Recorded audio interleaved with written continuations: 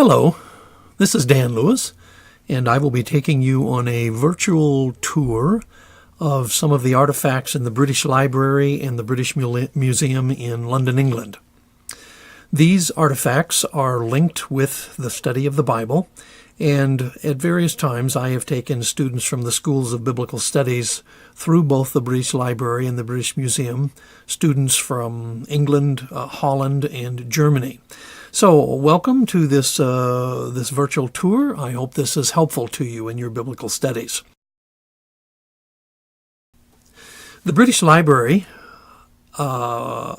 is one of the institutions in England which houses extremely important and rare manuscripts of the Bible.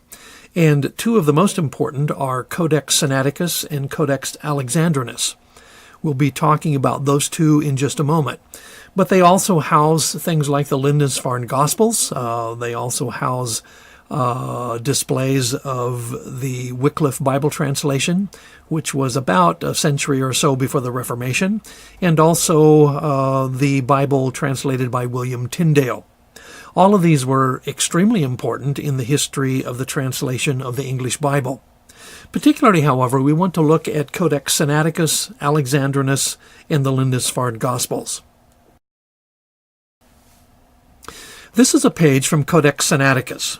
This particular Bible is the oldest complete Bible in existence. And by oldest complete Bible, I mean the oldest Bible that contains all of the books of the Old Testament and all of the books of the New Testament.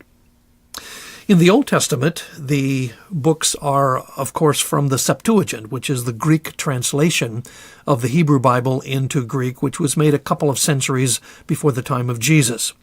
The New Testament, of course, was written in Greek originally, and together these form the oldest complete Christian Bible.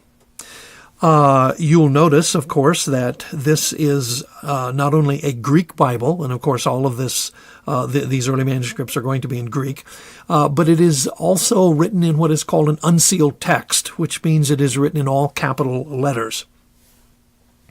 This type of writing was popular after the Edict of Constantine, which legalized Christianity, and you will notice that the script is written without any spaces between the words. There is no punctuation, and so things like word spacing, sentence structure, the beginning and end of sentences, those sorts of things were left up to the reader to decipher as he was reading this particular text.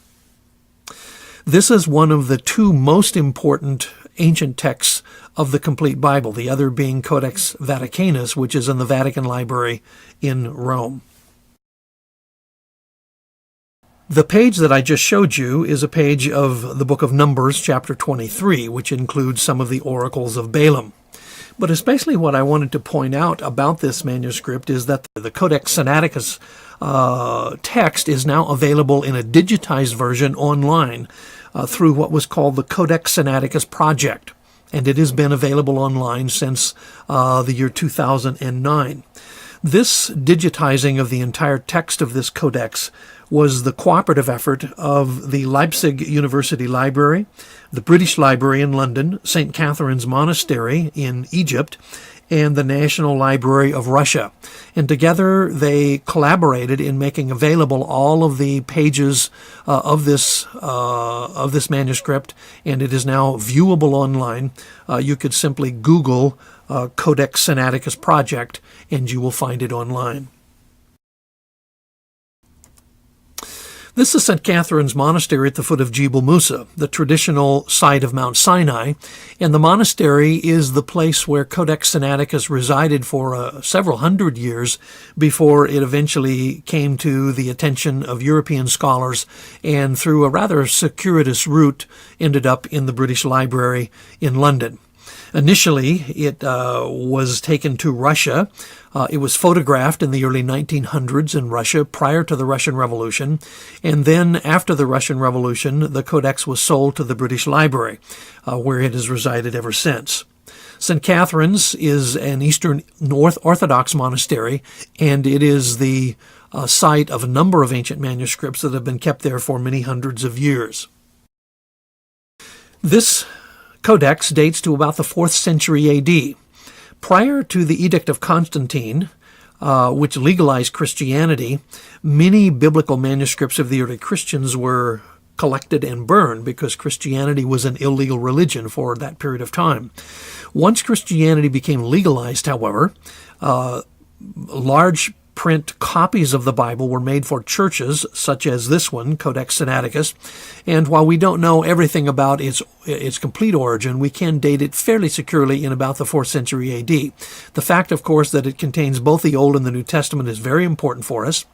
It also is probably worth pointing out that this manuscript also contains the Apocrypha, which are intertestamental writings written by the Jews between the Testaments and that are canonized in the Orthodox Church and also in the Roman Catholic Church.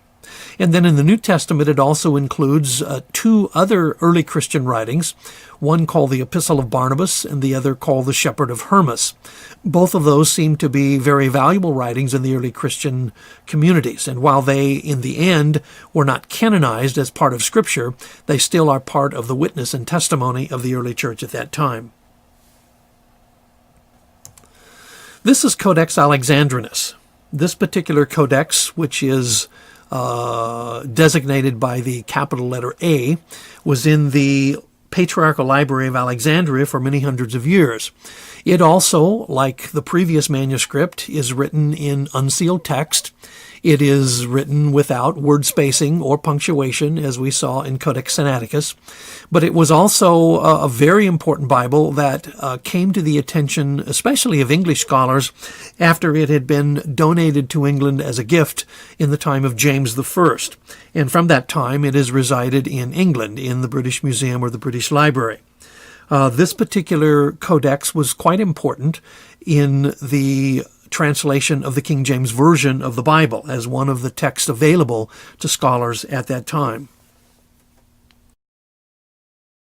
Codex Alexandrinus is a 5th century manuscript, and while it is about 100 years later than the time of Codex Sinaiticus, it has been a very important witness to the early text of the New Testament. As you notice in this slide, it was presented to Charles I in 1627, deposited in the British Museum in 1757.